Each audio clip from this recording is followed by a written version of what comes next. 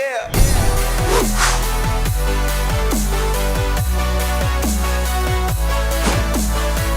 Welcome back to the Gridiron Expert.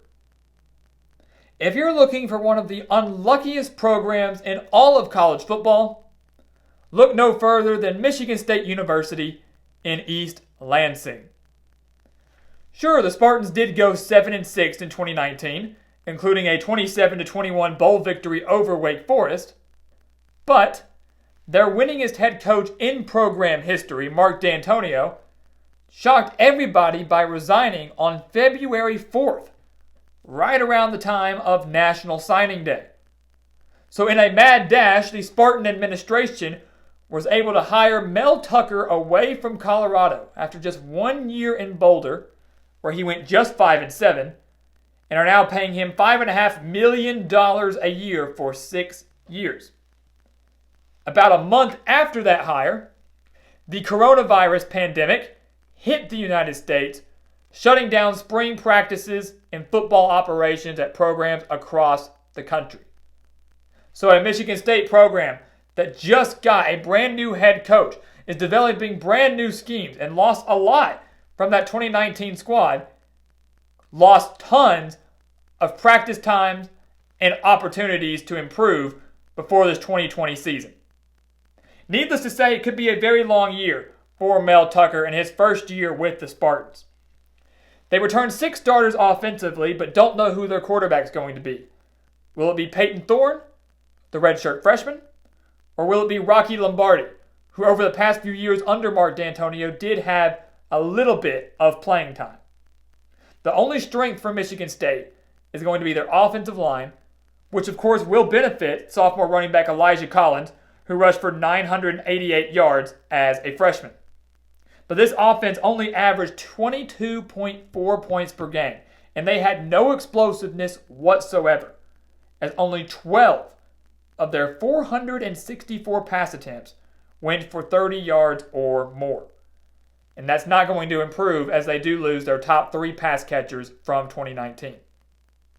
Defensively, that's the only strength Michigan State has going for them, not just because of how they played last year, but also because Mel Tucker is a defensive-minded coach.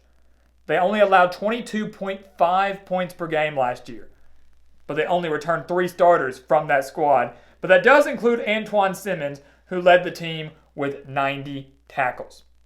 Lots of questions on the offensive side of the ball, and they lose a lot of firepower defensively, but really that's the only thing that could get Michigan State to their 13th bowl appearance in the past 14 years. We take a look at their schedule here. They jump right into big play, right into Big Ten play against Northwestern on week 1. Now, Northwestern's a team that went 3-9 last year, but will greatly improve in 2020. Peyton Ramsey comes in from Indiana, the transfer quarterback. You have a very senior-led defense, and we know that's Pat Fitzgerald's bread and butter. We know he's a defensive-minded guy. So Northwestern should take a major step forward and maybe get back to bowl eligibility. But Michigan State did win against the Wildcats 31-10 on the road last year. And even though they get Peyton Ramsey, this is still a Northwestern offense that only averaged 16.3 points per game. That's not going to all change in week 1. I think the Mel Tucker era gets off to a fantastic start. Michigan State not only starts off 1-0, but they also start off 1-0 in Big Ten Conference play. In week 2, they head off for an intriguing non-conference matchup on the road at BYU. And we all know Provo is a very difficult place to play.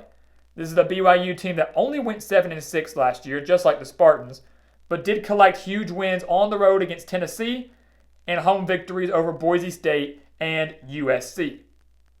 The Cougars, led by Kalani Sitake, returns 8 starters offensively, including their tight end Matt Bushman and their quarterback Zach Wilson. Sitake, after a very disappointing finish, needs a very strong start in 2020. I think he'll get that with a quality win over a Big Ten opponent. Once again, Provo, difficult place to play. A BYU offense that I really think is going to be tough to stop. All signs to me point to a BYU victory. This is a team that did get some quality wins last year over good opponents. Michigan State will be one of them in 2020, and they take their first loss of the year. I do believe they take care of business at home against Toledo. Can't overlook them. They're a team that hung with Kentucky last year. They're a team that actually beat BYU last year. But out of the MAC, coming up to Michigan, I just don't see the Rockets beating Mel Tucker and the Spartans. They are now 2-1. Not a bad start, all things considered. To round out non-conference play and to round out the month of September, they have another very intriguing non-conference game against Miami out of the ACC.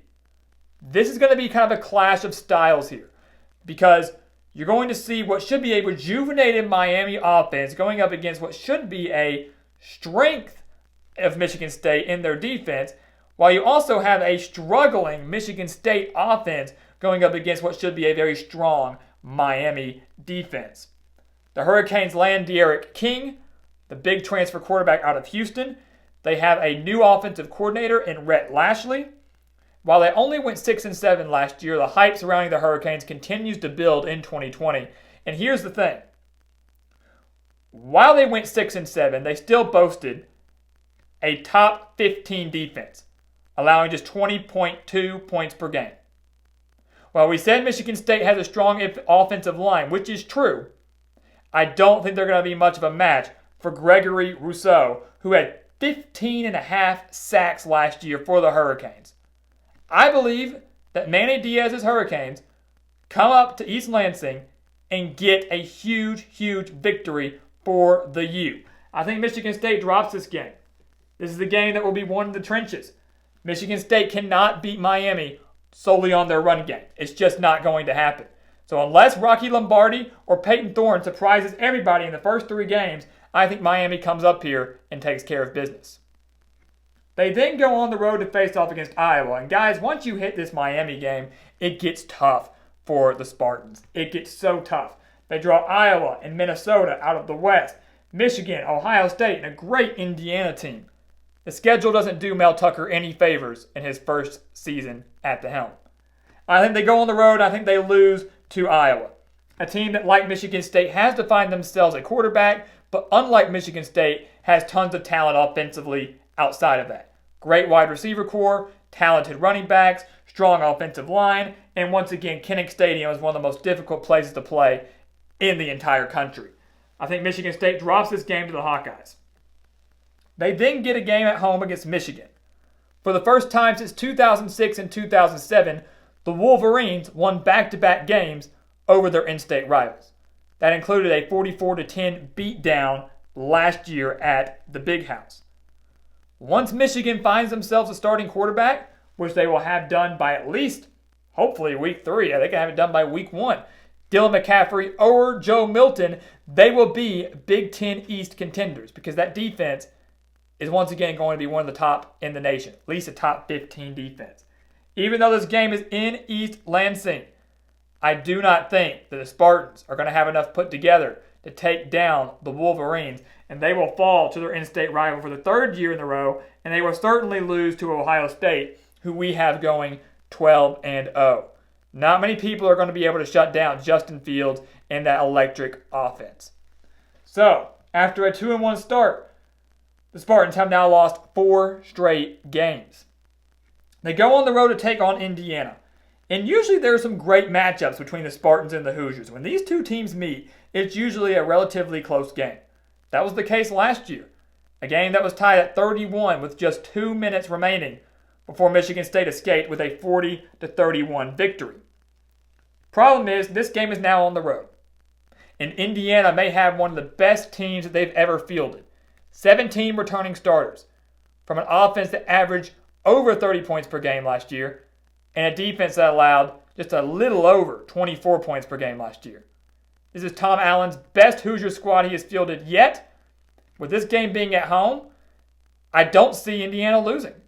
I do not see Indiana losing this game. It could be close yet again, but the offense is going to prove to be too much for the Spartans, and I don't think Michigan State's offense is going to have enough to go in there and match Indiana step for step. Michigan State's a team that cannot win in a shootout. If they find themselves in a high-scoring affair, they will lose. And Michigan State will lose this game to Indiana for their 5th straight loss. They then return home on Halloween to take on Minnesota, a team that is going to be electric on offense yet again, led by one of the best quarterbacks in the Big Ten in Tanner Morgan, a great wide receiver core in Rashad Bateman and Chris Ottman-Bell. And keep in mind, PJ Flex Squad had the 10th ranked defense in the country last year. They were just one win away from winning the Big Ten West. They were certainly Big Ten West title contenders yet again. Once again, the schedule didn't do Michigan State any favors, giving them Iowa and Minnesota out of the West. I think they fall to the Golden Gophers. Some view this as a trap game. Some view this as a game where Mel Tucker gets a signature win and upsets the Golden Gophers. But if Minnesota wants to win the West, they can't afford to lose a game like this, especially with a game against Wisconsin prior to this. Michigan State loses yet again to a team that offensively is just going to be too much for them. They finally get their bye week on November 7th. It's another thing you have to keep in mind with this schedule. So much inexperience across the board, coaching and players. They're going to play 9 straight games before they get a break. And pretty much the majority of their toughest tests are over by that bye week at the beginning of November. Doesn't do you any favors.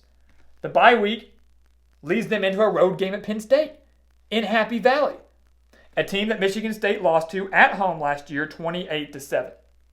They've usually caught Penn State on a hangover, usually that Ohio State hangover.